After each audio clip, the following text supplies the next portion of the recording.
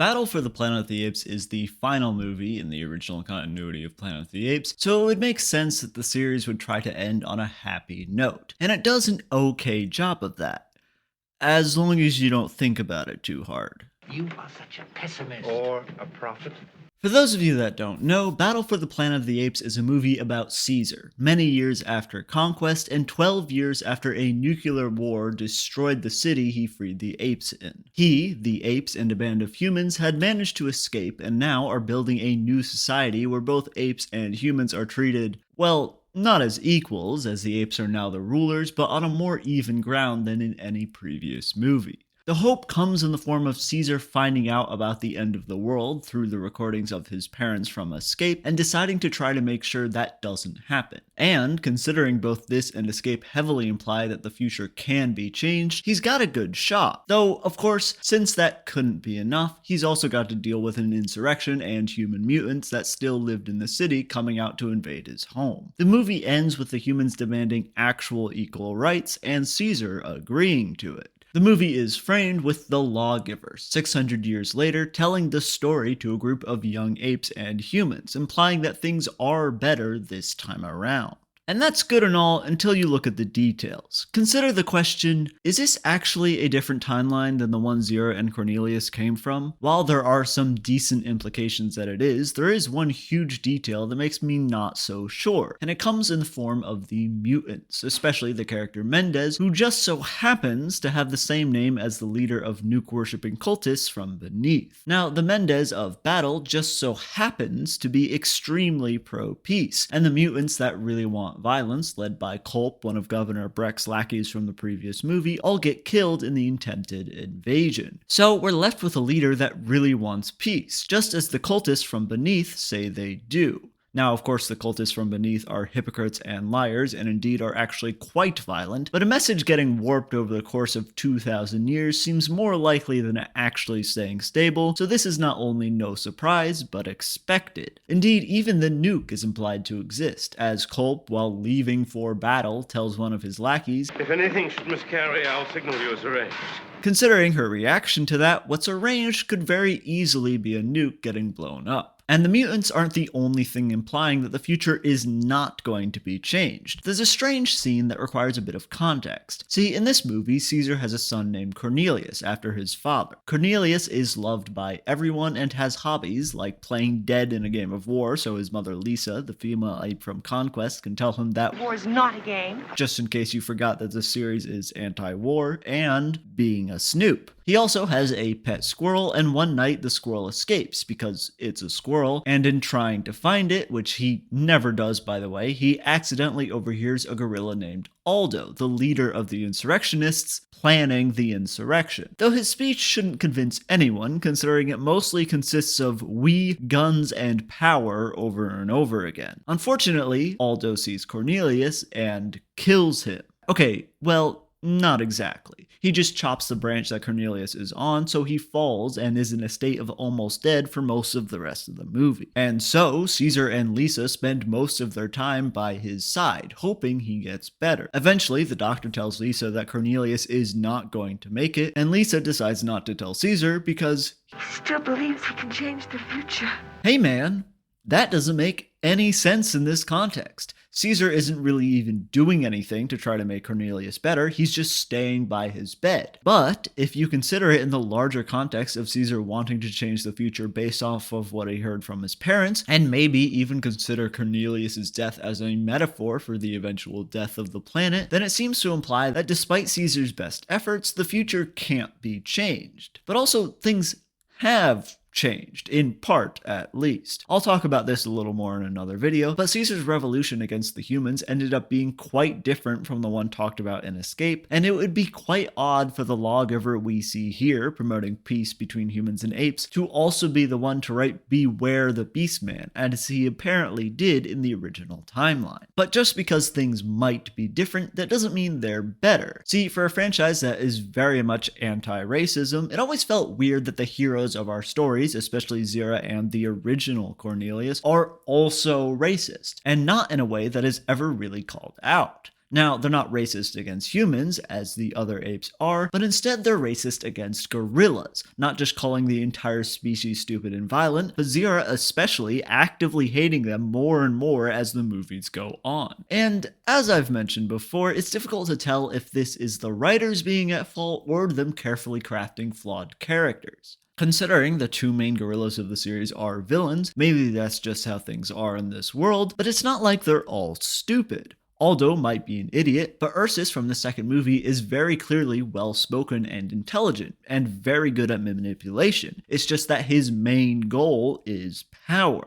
Almost every other gorilla we see is under one of these two villains, and the ones that aren't are just doing their job as police, such as in the first movie, but almost every ape in that movie is the enemy, so I'm not sure if that counts. But even in the first movie, you have gorillas like Julius, who's not even really part of the police force and doesn't seem particularly violent at all. And that's the main gorilla Zira worked with, presumably for years. So Zira just kind of seems racist, and apparently the apple's apple doesn't fall too far from the tree, because while in class, Caesar's son Cornelius makes fun of all gorillas, and everyone laughs, which starts to make it seem like the gorillas are the ones being ostracized, despite the fact that at this point humans are literally not allowed to use the word no to an ape, which is insane. And things aren't going to get better. When Caesar listens to the recordings of his mother explain the end of the world, she mentions how it was the gorillas' war, and while Caesar attempts to blame all apes, an orangutan with him, Virgil, points out that Zira said it was the gorillas that did it, not the rest of the apes.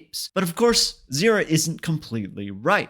Technically, the last ape to cause problems was Dr. Zaius, an orangutan, and it was a human that actually caused the world to end. Of course, Zira didn't see it happen, and so she doesn't know that, but she makes a pretty big assumption that it was all the gorilla's fault. And that assumption is now passed down to Caesar. And what are the gorillas doing now? Well, they're starting an insurrection, stealing guns, and generally being a problem. All because Aldo, who quite frankly does just seem stupid and violent, despite the one scene where he violently helps a human fix a cart, tells them to. And of course the gorillas are going to follow Aldo. He is their general, and they're not exactly being treated warmly by the rest of the apes. So when he gives them an enemy, the humans, who they already wouldn't like because of the whole slavery business from the previous movie, and tells them they need to be destroyed by any means necessary, it starts to make sense why the rest of the gorillas would do things they might not otherwise. It doesn't make it right, but it does provide an explanation beyond violence for violence sake. And it's not like the gorillas stick by Aldo's side when it's revealed he killed Cornelius, breaking the most important rule of the apes: ape shall not kill ape. But the damage is already done. Gorillas are the ones at fault, and are the ones that killed more humans than necessary, despite Caesar saying to let the remnants of the invasion go. They're the ones who imprisoned the humans living with the apes, and they're the ones that started an insurrection. And despite the sacred law of ape not killing ape, Caesar does exactly that when he finds out Aldo killed his son. Ape shall not kill ape, but Caesar did kill a gorilla, even if he's not too happy about it. So, even if the racism doesn't go against humans this time around, that doesn't mean the cycle of racism and violence won't repeat. As an added fun detail, there are no gorillas in the group of kids listening to the lawgiver. There's only chimpanzees and humans. But that doesn't necessarily mean humans are safe either. While Caesar agreed to treat humans equal to apes, he's only one ape. And while the rest of the apes seem to be fanatic about him and would probably follow him anywhere, what happens when he dies? Sure, there's other human-friendly apes like the orangutan Virgil, but that didn't make anyone do anything when Aldo decided to imprison the humans in front of everyone. Most apes don't exactly seem primed to help humans out, causing that equality to be extremely fragile. Yes, it does seem like things are equal 600 years later, but there's still time yet for everything to fall apart. And that scene also has a statue of Caesar cry, so who knows what that means. Now, I hate this interpretation. While I do love this series, I love it for its creativity, not how depressing and pessimistic it is. So when Battle for the Planet of the Apes, a movie that mostly feels like a series of ideas from previous movies, also only pretends to have the series end off on a hopeful note, it rubs me the wrong way. But when you look at the details of what's really going on in this movie, things seem just as bad as they've ever been. Of course, there is the argument to be made that this movie is so confused about what it's trying to do that it just doesn't realize what it was doing. Because this movie is not exactly super well made. It's very obviously the cheapest of the five and makes liberal use of repeat shots during action scenes. The battle in Battle for the Planet of the Apes mostly consists of shots of apes shooting at someone off screen and then the human mutants shooting off screen. There's continuity errors like Caesar's house getting blown up and then the next shot having Lisa and the doctor in Caesar's undamaged home. And then there's all the ideas this movie has. This series has never exactly been subtle about things, but usually it felt like they were well crafted into the movie. Here, we've just got an old ape named Mandemus who just seems to kind of say things like, I mean, if we knew for a fact there was an afterlife, and that the afterlife was bliss eternal, we'd all commit suicide in order to be able to enjoy it. and Do what you will is the devil's law. only the latter of which I agree with in any amount, and he's not the only one making random comments. Aldo's coup is quite possibly the lamest of all time, as he says he's in charge and all the chimpanzees and orangutans just kind of stand there and mutter to each other. Virgil is supposed to be incredibly intelligent, but the most interesting information he gives is about how the future can be changed, and it's explained in the same exact way as Dr. Hessline did in Escape. It's a movie that feels like a series on its last legs, hacked together on fumes. So it's hard to say if a movie like this is intentionally doing anything besides the obvious. Though it's hard to say if that intentionality even matters. Whatever the writer's goal was, they made a movie about how Caesar, despite his best efforts, fails to make things better.